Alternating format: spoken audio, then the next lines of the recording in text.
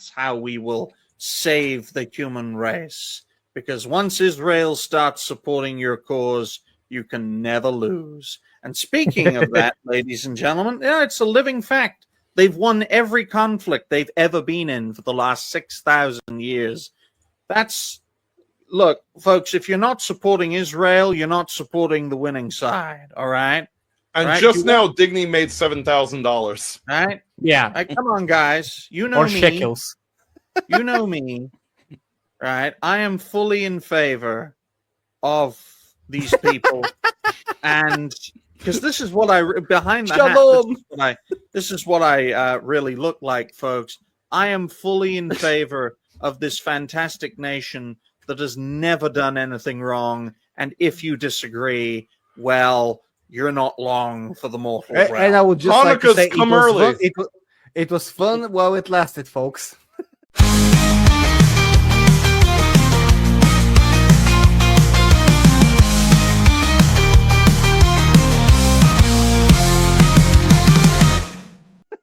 We love Israel.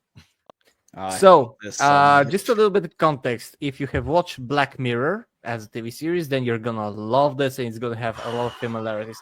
That sounds very racist. It's a minute. It's a minute 46. And I'm gonna play with sound. I'm gonna leave you to just see what's happening and draw your own conclusions. He's getting bigger. That's wonderful. Kicking like crazy. Is he black? He's listening. Put your hand on your tummy and hum to him. You used to love that. I wonder if he was black, would the AI being an old lady that was around during that time be racist then, or would it Exactly. No, she would be gone for cigarettes. Would you tell Charlie that bedtime story you always used to tell me? Once upon a time, there was a baby unicorn who didn't know he knew how to fly.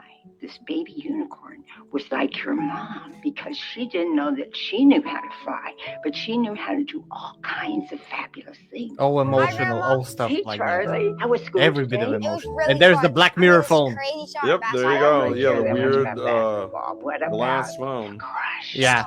Grandma, stop talking. Just tell me one thing. Look who's gonna be a great grandmother. Oh, Charlie. Oh, no. Oh, yeah. Congratulations. Oh yeah. She says that he's been kicking a lot though. He's The best aging, part is she coming is up. not. Tell her to put her The hand best on her part is tummy coming up. and hum to him. You loved that. You would have loved this moment. Yeah. You can call anytime. Fucking hell. Okay, Mom, I just need a quick video. Is this like an audition or something? No, Mom. Just 3 minutes. You need my best side? Can I say another one? I can play the piano. So talented. I am. Oh, I'm boy. absolutely. I'm your mother after all. Keep going. Body start. Oh, boy. A little bit about Ah, shit. 3 minutes can last forever. Yeah. So where's this bedroom? country based? Let's do a Google search to see where Probably China. Two-Way is based. China or Israel? Let's have a look. Let's have a look. What are your what are your thoughts on that? I just want to know your thoughts on that. Yeah, I already. want to go first. It's not to be sentimental or anything, but it's been a little over 5 years since my dad passed away due to cancer. I miss him every single day. I would love nothing more than to have another conversation with him.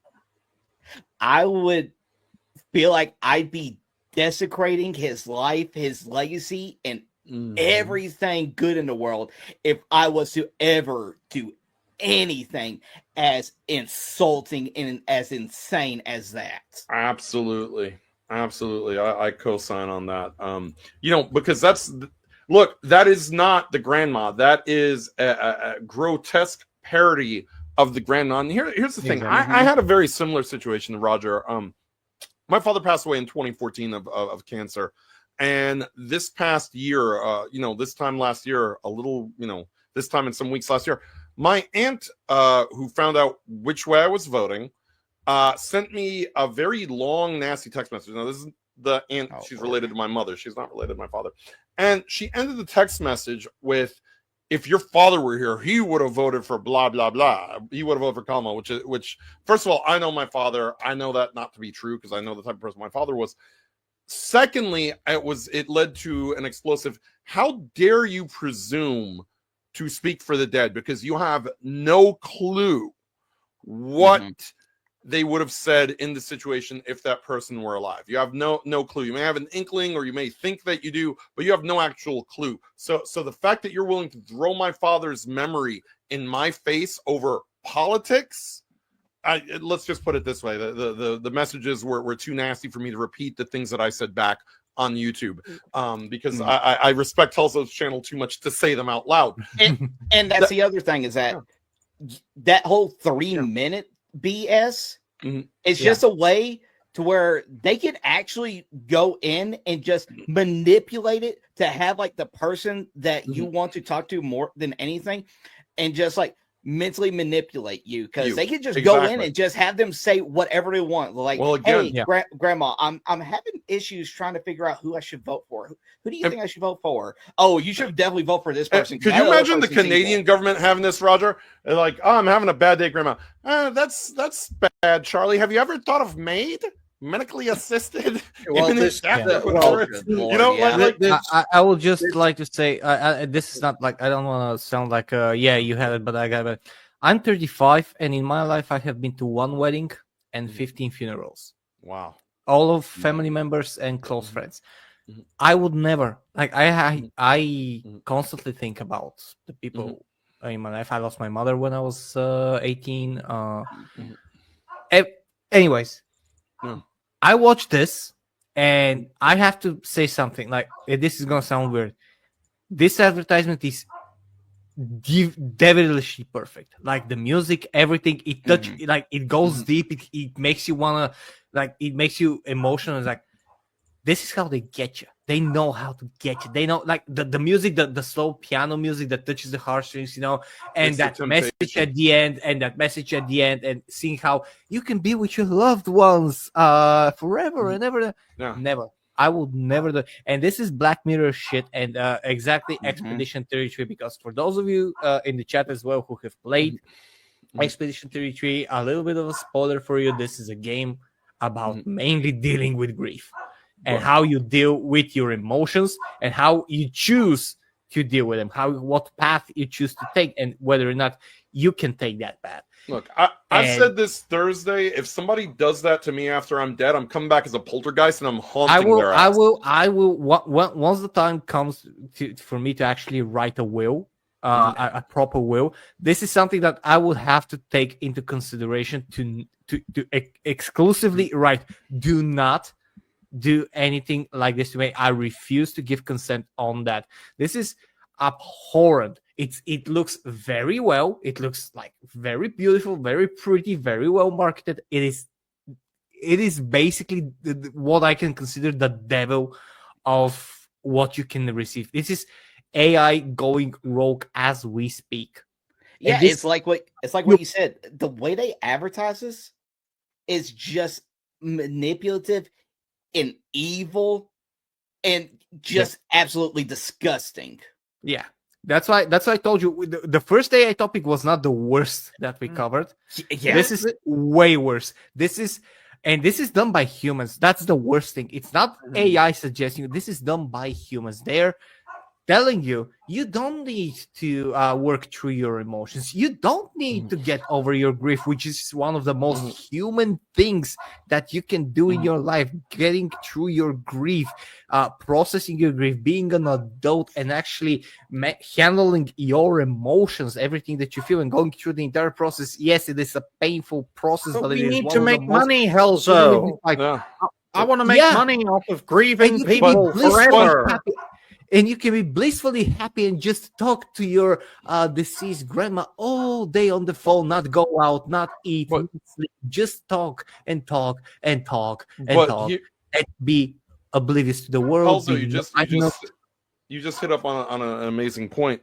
Is if they do this, then people and generations in front of us will not understand the value because they did not mourn of human life, and then you get people like we did when Charlie Kirk was killed, that they just celebrate that someone, you know, passed away, because the value of a life no longer means anything because the machine has made it not such.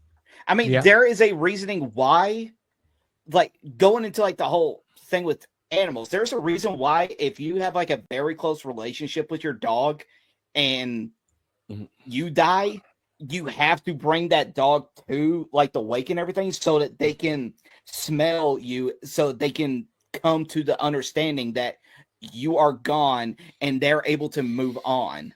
Yeah. And this is the first step, by the way. This is going to happen first, and I think Finch King in the chat said that they're trying to desensitize humans and welcome machines into their lives. Exactly. They're gonna be like, okay, first of all, you don't have to say bye to the ones who died. And then the next step is going to be, well, if you transfer your brain into a synthetic body, then you don't have to die. So nobody has to die. So you can live forever. Absolutely. It's going to be Reploids, replicants. Well, as someone who is a reanimated human being, who is the product of someone who got digitally murdered, and I'm digital Jesus, ladies and gentlemen. I came back from digital death. Oh, no, he's got another avatar idea. Yeah, I do. I'm always of the mindset, folks, that you should never give up. You should never give in. I think it's the most human attribute, right? That we want to survive so much that we are willing to sacrifice our humanity to fulfill the most human trait of all: survival. Survival is the most human of our foundations, right? And we have seen many attempts over the history of humanity for humans to survive, and we've gone to many, many desperate lengths to do that, from harvesting each other's organs to connecting everyone into a central computer, to name but a few of the crazy things, right? And you guys know that this network only exists because its previous incarnation was murdered. Right? I know it's not the same as an actual person getting murdered. I can understand that.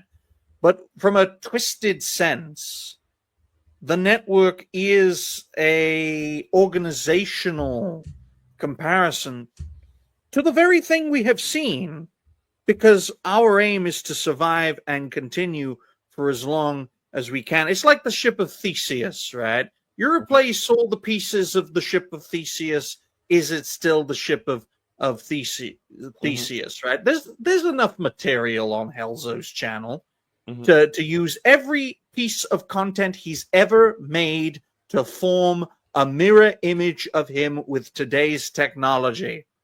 You can, yes. And I'm sure that in the future this is going to become common. It's actually going to be, first of all, it's going to be malicious. The issue was going to be malicious. It's going to be someone attacking the other channels, like the big channels, the really big channels. Someone who hates, let's say, someone like probably Nerdrolic, or let's say even PewDiePie or someone like that. It's going to make a mirror channel. It's going to make a absolute AI model. Probably someone's already doing it, which is the worst thing. And then when people catch on, there's going to be new rules, and it's going to be basically the hackers versus anti-hackers wars that have been going on for decades. And it's going to be like new ways, and it's going to accelerate. It's going to be out of control before we even realize it. I mean, do you guys remember a while back, I believe it was Jim Acosta who was interviewing one of the kids that was murdered at Parkland, like an AI replicant of him, and how just unnerving and disturbing it was. And it was about maybe 3-4 months ago. And the AI was like, he would talk to it, and then like he'd like, what are your favorite movies? And Acosta was like, well, I like Star Wars. Star Wars is a great movie. It is a great struggle of Luke Skywalker's quest to become and I'm like, nobody talks like that. That's horrifying.